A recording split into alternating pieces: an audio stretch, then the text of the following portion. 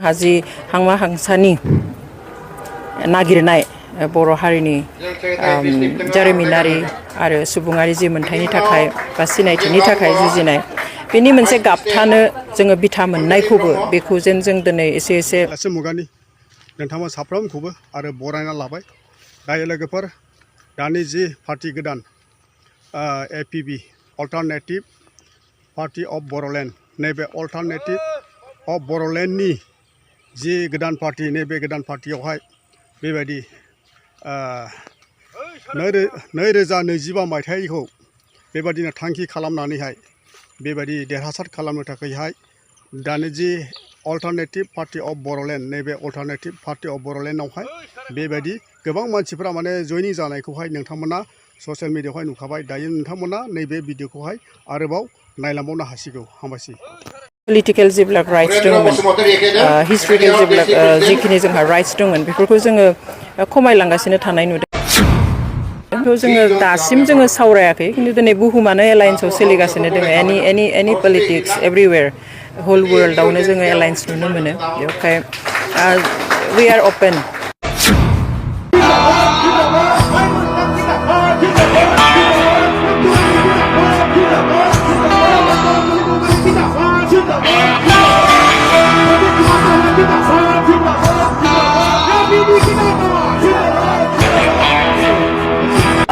जोङो alternative party of बर'लेण्डआ जोनोम होनायनि दानसे उनाव जों दिनै क'क्राझारावहाय जोंनि हेड अफिसखौ बेखेवबाय बालागावआवहाय बिनि थाखाय जोबोद गोजोननाय मोनदों जोंनि हानजानि जा फिरफिला बेखौबो जोङो दिनै गिबि खेबनि थाखाय बेयाव बिरहोनाय जाबाय ओमफ्राय गोबां रायजो राजानि मददजों जोंनि दिनैनि हाबाफारिया मोजाङैनो जाफुंगासिनो दासिम मावखुलि बेखेवनायजों लोगोसे जोंहा दिनै क'क्राझार डिस्ट्रिक्ट कमिटिबो दानाय जादों सोलिगासिनो जथुम्माया आरो बेजों लोगोसे जोबोद गोजोनथाव जे गुबुन गुबुन हानजानिफ्राय गुबुन गुबुन ब्लक प्राइमारिफोरनिफ्राय गोबां सुबुंफोर दिनै APB हानजायाव लोगो लाफैदों जइन जाफैदों बेनि थाखाय जों गोजोननाय मोनदों आरो बिथांमोनखौ साबायखर बावो बेबायदिनो गोबां जायगायावबो जोंखौ जायखिनिया दिनैसिम कन्टेक्ट खालामदों मेक्सिमाम जायगानिफ्राय जइन जानोनो एबा हाबनो थाखायनो कन्टेक्ट खालामगासिनो दङ खिन्थु जोङो सम होनो हायाखै जों स्ट्राक्चार बानायनायावहाय बिसे बांसिन गोसो होगासिनो दङ जों लासै लासै दिनैनिफ्राय जागायजेनबाय जयनिं प्रग्रामखौ आरो बेबायदिनो जोङो लासै लासै आवगायलांबाय थानोसै रायजो राजाफोरनिफ्राय माबायदि अनसायनाय मोनदों नोंथांमोना दाब दाब जायगायाव मिथिं रायजो राजाफोरनिफ्राय जों साननायनिख्रुइ माने बांसिन जोङो अनसायनाय मोननो हादों दाने मानसिफ्रा जे नेनानैसो दङमोन बेबादि हामजानायखौ जों फोरमायनाय मोनदों बेवहाय जों गोजोननाय मोनदों जों मालाबा सानो जे जों माबादि आवगायलांनो खिन्थु जेब्ला रायजोनियाव थाङो बा जोङो गुबुन हाबाफारियाव गुबुन जायगायावहाय गुबुन सुबुं लोगो मोनब्लाबो बयखौबो जोङो हामजानाय फोरमायनाय मोनदों बेनिखायनो जों गोजोनदों आरो गोबाङा बुङो जे बे गोबावसो जाबाय सिगाङावनो दानांगौमोन सिगाङावनो खालामनांगौमोन होननानै ओंखायनो जोंहा गोजोननाय दङ अफकर्स NDFBनि बेसाव दानाय बे हानजानि बियो जों नैथि होननानैसो बुंनांगोन फर्मेलि 1996 एबा 1998 मायथाइयावनो NDFBआ PDF होननाय मोनसे हानजा दानानै होदोंमोन जायनिफ्राय गिबि खेबनि थाखाय 9 MLA आरो सासे MPबो हरनो हादोंमोन स' बेनि उनाव गोबाव सम गेप थाबाय दा जों आसा खालामो एक्स NDFBफ्रा जि लुबैनाय हास्थायनाय दङ हारिखौ सिबिनायखौ जों बेखौ गोथारै आवगायलांनो हागोन होननानै जोंहा फोथायनाय दङ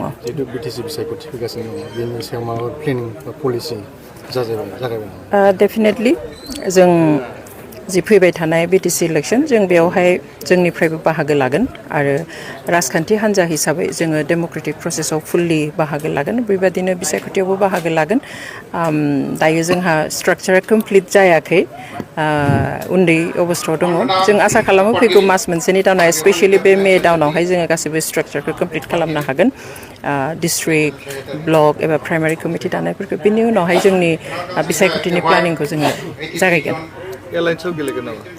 बेखौथ' जोङो दासिम जोङो सावरायाखै खिन्थु दिनै बुहुमानो एलायन्सआव सोलिगासिनो दङ एनि पलिटिक्स एभरिवेयर होल वर्ल्डआवनो जोङो एलायन्स नुनो मोनो बेवहाय वी आर अपेन जों अपेन खिन्थु दासिम जोङो बेनि बागै जोंनि केबिनेटआवहाय सावरायथ'वाखै नैबे बिटिआर सरकारखौ नोंथाङा माबायदि नुहुरदों जिहेतु 5 बोसोर दा रानिं खालामगासिनो दं ओरैनो एडमिनिस्ट्रेसननि जिथु बेबस्था बेखौ नायोब्ला जों माने एसे उइक जालांनाय बादि नुदों प्लास जोंहा पलिटिकेल जेब्ला राइट्स दंमोन हिस्ट्रिकेल जेब्ला जिखिनि जोंहा राइट्स दंमोन बेफोरखौ जोङो खमायलांगासिनो थानाय नुदों आरो जोंहा जि हांमा हांसानि नागिरनाय बर' हारिनि जारिमिनारि आरो सुबुङारि जि मोनथायनि थाखाय बा सिनायथिनि थाखाय जुजिनाय बेनि मोनसे गाबथानो जोङो बिथा मोननायखौबो बेखौ जेन जों दिनै एसे खोमालांनो हमदों बिदि नुदों आरो बे रोखा नुजाजोब्बाय गासैबो बेवहाय जों बेखौ गाबथानो थाखाय जों आवगायबोदों जास्ट माने रैखाथि होनो थाखाय